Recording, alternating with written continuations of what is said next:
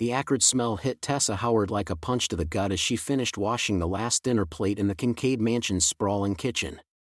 Something was wrong. Terribly wrong. The faint hissing sound that had been nagging at her for the past few minutes suddenly made horrifying sense as the unmistakable odor of gas filled her nostrils. 3 floors above her, the Kincaid children slept peacefully in their beds, completely unaware that death was slowly seeping through the vents of their $1 million home. 12-year-old Gloria, 8-year-old Marcus, and little 4-year-old Oliver, all of them breathing in poison with every innocent breath. Tessa's heart hammered against her ribs as she dropped the dish rag and bolted toward the grand staircase. Her worn sneakers barely made a sound on the marble steps as she took them 2 at a time, her mind racing faster than her feet. 23 years she'd worked for the Kincaid family, watching these children grow from babies into the bright, beautiful souls they were today. She'd be damned if she'd let them die on her watch. "Gloria, baby, wake up," Tessa whispered urgently as she burst into the eldest child's bedroom, gently shaking the girl's shoulder. Gloria's eyes fluttered open, confusion clouding her delicate features. "Miss Tessa? What's wrong?" Gloria mumbled, rubbing her eyes. "Honey, we need to get out of the house right now. There's a gas leak downstairs." Tessa's voice remained calm despite the terror clawing at her chest. She couldn't let the children see her fear. But what happened next shocked everyone. As Tessa scooped Gloria from her bed, wrapping the girl's silk bathrobe around her shoulders, a floorboard creaked ominously in the hallway. Both of them froze. The sound echoed through the mansion like a gunshot in the dead silence of 2 a.m. "Stay close to me," Tessa whispered, her protective instincts kicking into overdrive. She grabbed Gloria's hand and led her toward Marcus's room, but that creaking sound nagged at her. Was someone else awake? Or worse, was someone else in the house who shouldn't be? Marcus stirred as they entered his room, his superhero-themed pajamas twisted around his small frame. "What's happening?" he asked sleepily as Tessa gathered him into her arms. "We're going on a little adventure, sweetheart. We need to be very quiet, okay?" Tessa forced a reassuring smile as she balanced Marcus on her hip and kept Gloria close to her side. Little did Tessa know that her decision to investigate that gas smell would change everything. The trio moved swiftly down the hallway toward Oliver's nursery, but with each step, the gas smell grew stronger. Tessa's head began to swim slightly, and she knew they were running out of time. The house was a ticking time bomb, and she was the only thing standing between these innocent children and disaster. Oliver was the hardest to wake, his cherubic face peaceful against his dinosaur print pillowcase. As Tessa lifted his warm, sleepy body into her arms, juggling all 3 children now, she heard it again, that deliberate creak of someone moving through the house. "Miss Tessa, I'm scared," Gloria whispered, her voice barely audible. "I know, baby. Just stay with me." "We're almost out," Tessa murmured back, but her eyes darted toward the shadows at the end of the hallway. As they reached the top of the grand staircase, a figure emerged from the master bedroom, and Tessa's blood ran cold. It was Donald Kincaid himself, his expensive silk pajamas rumpled, his graying hair disheveled, and his face etched with confusion and suspicion. "What the hell do you think you're doing with my children?" Donald's voice cut through the darkness like a blade, his eyes narrowing as he took in the scene before him. This decision would change everything. Tessa felt the children instinctively press closer to her, sensing the tension crackling in the air between the adults. Here she was, a black woman in the middle of the night, carrying his children toward the exit of his mansion. She could practically see the ugly thoughts forming in his mind. "Mr. Kincaid, there's a gas leak in the kitchen," Tessa said firmly, her voice steady despite her racing pulse. "I can smell it throughout the house. We need to get the children out now." Donald's expression shifted from suspicion to skepticism. "A gas leak? At this hour? How convenient." His tone dripped with disbelief and something darker, an accusation that hung in the air like smoke. But the real shock was still coming. Just as Donald opened his mouth to speak again, a massive oil painting crashed from the wall behind him, missing his head by mere inches. The ornate frame splintered against the marble floor with a thunderous crack that echoed through the mansion like a warning shot. The children gasped in unison, Oliver beginning to whimper in Tessa's arms. Donald stared at the destroyed artwork, a family heirloom worth more than most people's houses, then looked up at Tessa with dawning realization. The gas wasn't just leaking. The house was becoming unstable, and they were all in mortal danger. The door's ominous creak sent a chill through Tessa's spine as she clutched little Oliver against her chest. From the shadows of the master bedroom emerged Donald Kincaid himself, his silver hair disheveled from sleep, confusion etched across his weathered face. "What are you doing with my children?" Donald's voice cut through the darkness like a blade, suspicion dripping from every word. His eyes narrowed as he took in the scene, his trusted maid holding his youngest son, while Gloria and 8-year-old Marcus stood behind her in their pajamas. Tessa's heart pounded as she faced her employer. "Mr. Kincaid, there's a gas leak downstairs. I could smell it in the kitchen. We need to get everyone out immediately." Donald stepped closer, his businessman's instincts kicking in. The tension in the hallway was electric, crackling with unspoken accusations. "A gas leak? At this hour? How convenient that you're the only one who noticed it." The words hit Tessa like a physical blow. After 15 years of devoted service, after tucking his children into bed countless nights, he suspected her of what? Kidnapping? Her voice trembled with hurt and urgency. "Sir, I would never hurt these children. You know me." But you could see the wheels turning in Donald's mind. The wealthy magnate had built his empire by trusting no one completely, and even now, facing potential danger, his paranoia clouded his judgment. "How do I know this isn't some elaborate scheme? Maybe you're working with someone." As if the house itself wanted to prove Tessa right, a thunderous crash echoed from downstairs. A heavy oil painting, one of Donald's prized possessions, had crashed from the dining room wall, its ornate frame splintering against the hardwood floor. The impact was so violent it shook the mansion's foundation. Donald's face went pale. The doubt that had clouded his features began to crack as reality set in. But still, something nagged at him, and at Tessa too. "Wait," Tessa whispered, her memory suddenly sharp as glass. "The repairman who came yesterday morning. He said he was checking the gas lines in the basement." Her voice grew urgent. "I remember thinking it was odd, we didn't call for any repairs." Donald's expression shifted from suspicion to alarm. "What repairman? I never authorized any work." The pieces were falling into place with terrifying clarity. Tessa's mind raced back to the previous morning, a lanky man in coveralls carrying a toolkit, claiming to be from the gas company. She'd let him in without question, trusting his official-looking uniform and confident manner. He had identification, Tessa said, her voice barely above a whisper. He seemed legitimate. But now... She trailed off as the full implication hit her. Someone had deliberately tampered with their gas lines. Another crash from below jolted them back to the immediate danger. This time, it sounded like furniture toppling over. The gas was building up faster than Tessa had anticipated. "We need to leave now," she said firmly, adjusting Oliver in her arms.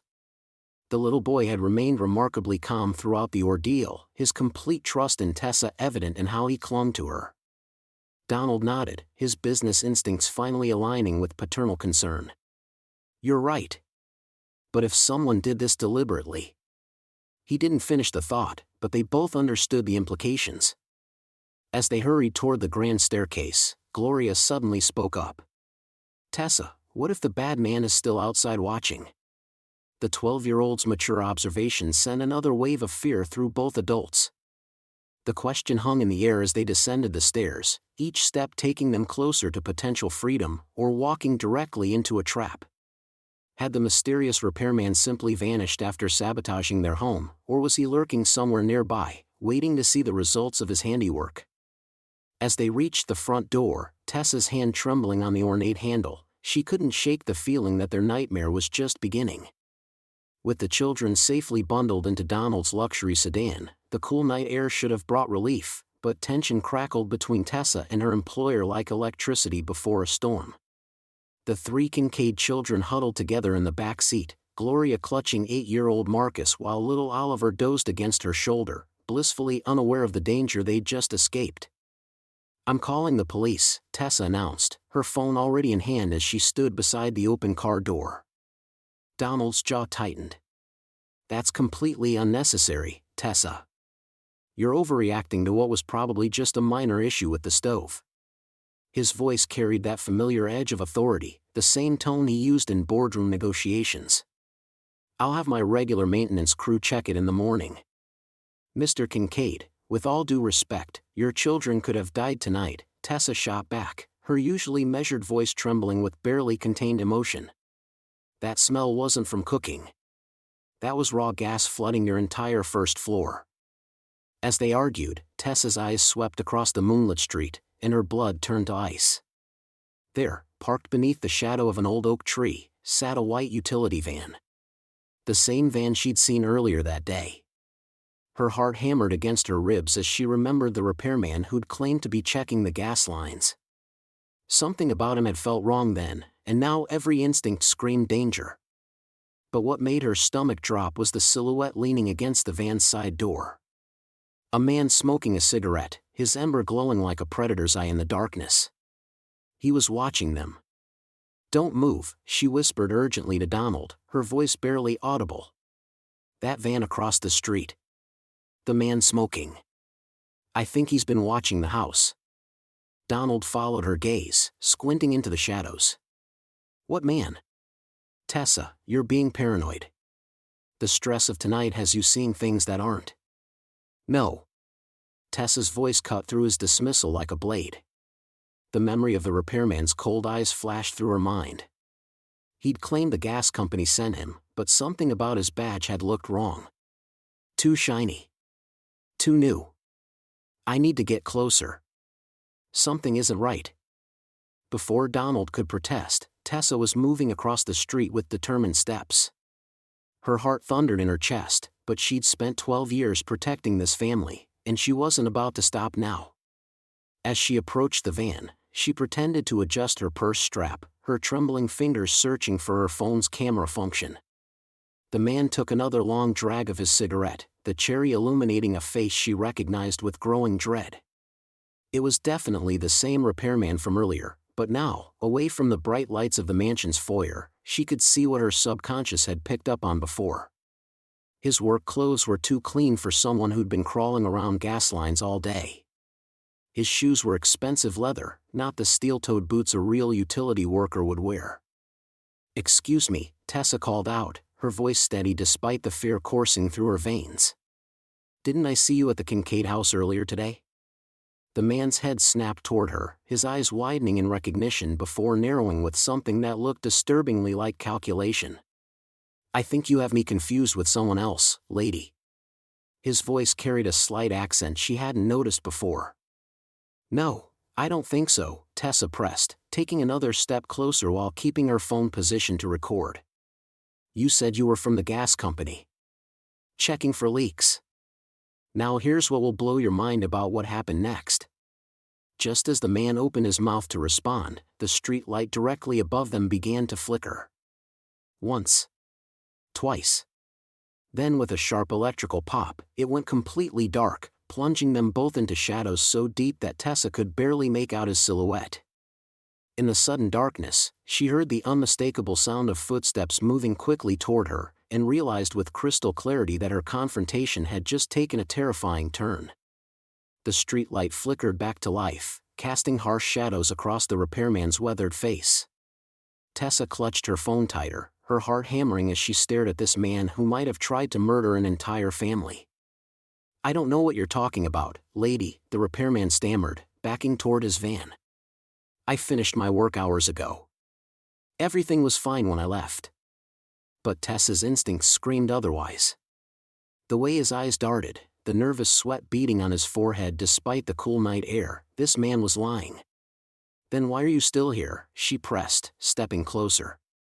"Why are you watching the house?" Across the street, Donald's phone buzzed. The gas company dispatcher's voice crackled through the speaker, and what she said made his blood run cold. "Sir, we show no scheduled maintenance for your address today. We haven't had any technicians in your area all week." Donald's face went white. The phone slipped from his trembling hand as the horrifying truth crashed over him like a tsunami. Tessa hadn't overreacted, she had saved their lives. Someone had deliberately poisoned his home, and his children would be dead right now if not for the woman he had doubted. "Oh God," he whispered, his voice breaking. "Oh God, what have I done?" Meanwhile, Tessa watched the repairman's facade crumble under her relentless questioning. "You cut that line deliberately, didn't you?" she accused, her voice rising with righteous fury. "You tried to kill those babies." The man's hands shook as he fumbled for his van keys. "You're crazy. I don't have to listen to this." But as sirens wailed in the distance, growing louder by the second, his panic became undeniable. The police cars rounded the corner, their red and blue lights painting the street in urgent colors. The repairman's shoulders sagged in defeat. "It wasn't supposed to happen like this," he muttered, more to himself than to Tessa. "It was just supposed to be property damage. Nobody was supposed to get hurt." Tessa's blood turned to ice. "Property damage? You call filling a house with gas property damage? Those children could have died in their sleep." The police cars screeched to a halt, officers pouring out with weapons drawn. But in that moment of chaos, a sound cut through the night that made both Tessa and Donald's hearts stop, the high-pitched wail of a child crying. "Oliver!" Tessa spun around, scanning the car where she'd left the children. Gloria and Emma were there, pressed against the windows in terror, but the youngest's car seat was empty. Donald sprinted across the street, his bare feet slapping against the cold asphalt. "Where is he? Where's my son?" The crying grew louder, coming from somewhere near the mansion's garden. Tessa didn't hesitate, she ran toward the sound, Donald close behind her. Their earlier conflict evaporated in the face of their shared terror. Nothing mattered now except finding that little boy. "Oliver!" Tessa called out, her voice cracking with emotion. "Baby, where are you?" The 4-year-old sobs echoed from behind the old oak tree in the front yard, the same tree where he loved to play during the day. They found him there, clutching his stuffed elephant, tears streaming down his face. "I got scared," he whimpered as Tessa scooped him into her arms. "The loud noises woke me up, and I wanted to hide." Donald's knees nearly buckled with relief. He reached out tentatively, and Tessa didn't hesitate to let him take his son. For the first time that night, they weren't adversaries, they were two people who loved this child, united in their desperate need to keep him safe. But as the police led the repairman away in handcuffs, Donald caught a fragment of the man's confession that chilled him to the bone. Hartwell Industries said it would just be a scare tactic. His business rival's name hung in the air like poison gas itself. The morning sun cast brilliant gold across the mansion's pristine lawn as police officers led the fake repairman away in handcuffs. Detective Martinez closed her notepad with a satisfied snap.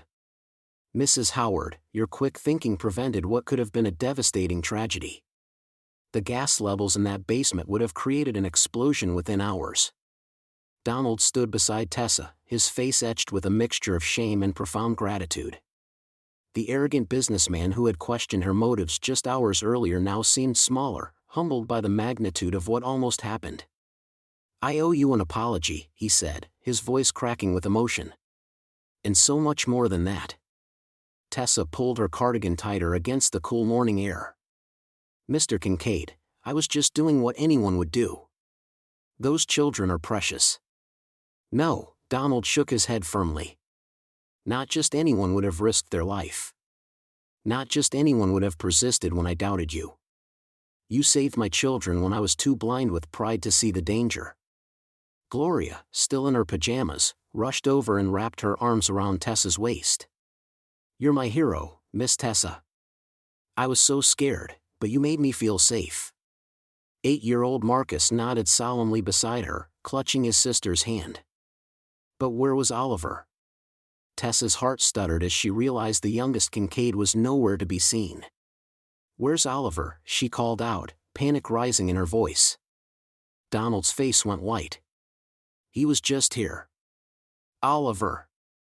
Oliver!" They scattered across the property, calling his name. police officers joined the search, their radios crackling with urgent communications. Tessa's mind raced. After everything they'd been through, how could she have lost him now? Then she remembered. The oak tree. Oliver's secret hiding spot where he played with his toy soldiers. She sprinted toward the ancient tree at the far edge of the property, her heart pounding. There, nestled in the hollow between two massive roots, sat little Oliver, completely absorbed in playing with a small stuffed bear. "Oliver!" Tessa called, relief flooding her voice. "Everyone's been looking for you." The 4-year-old looked up with innocent blue eyes. "I was keeping Mr. Bear safe, Miss Tessa. Just like you kept us safe." He held up the small brown bear, one that Tessa had sewn for him during her evening breaks, crafted from scraps of fabric she'd found in the attic. Donald arrived breathless, followed by Gloria and Marcus. Seeing his youngest son safe and sound, he dropped to his knees and pulled Oliver into a fierce embrace. "Don't ever scare us like that again, buddy." As the family reunited under the morning sun, Detective Martinez approached with final paperwork. "The suspect confessed," she announced. "Thomas Brennan, hired by Hartwell Industries, your biggest competitor, Mr. Kincaid. This was corporate sabotage disguised as an accident. If Mrs. Howard hadn't detected that leak when she did. She didn't need to finish." Everyone understood. Donald turned to face Tessa, his 3 children gathered around him. "Tessa, I've spent my whole life building this company, accumulating wealth, thinking success meant having more than everyone else. But tonight you showed me what real wealth looks like. It's having people who care enough to risk everything for what matters most." His voice grew stronger, more determined. "I'm calling the board tomorrow. You're not just our maid anymore. You're family. I want to establish a college fund for any children you might have, and I'm setting up a foundation in your honor, the Tessa Howard Foundation for everyday heroes who go unrecognized." Tessa's eyes filled with tears. "Mr. Kincaid, I don't need any of that. Seeing these little ones safe is reward enough." "But the world needs to know," Gloria piped up. "Miss Tessa, you saved our whole family. That makes you our guardian angel." As they walked back toward the mansion together, Donald carrying Oliver, the girls flanking Tessa, the morning light seemed to transform everything. The house that had been filled with deadly gas just hours before now stood as a symbol of second chances and new beginnings. "You know what the most beautiful part of this whole night was?" Tessa asked softly. "What's that?" Donald replied. "It proved that when we look out for each other, really look out for each other, we're all capable of extraordinary things. You don't have to be rich or famous to be a hero. You just have to care enough to act." Donald nodded, understanding washing over his features. "I'll never take for granted the people who truly matter again." The Kincaid family had learned that the greatest treasures in life aren't found in bank accounts or business deals, they're found in the courage of those who love us enough to keep us safe, even when we don't deserve it. Now I want to hear from you. Who's been your unsung hero? Share your story in the comments below about someone who went above and beyond to protect or help you when you needed it most. Let's celebrate the everyday heroes all around us who make our world safer and brighter, just like Tessa did that night.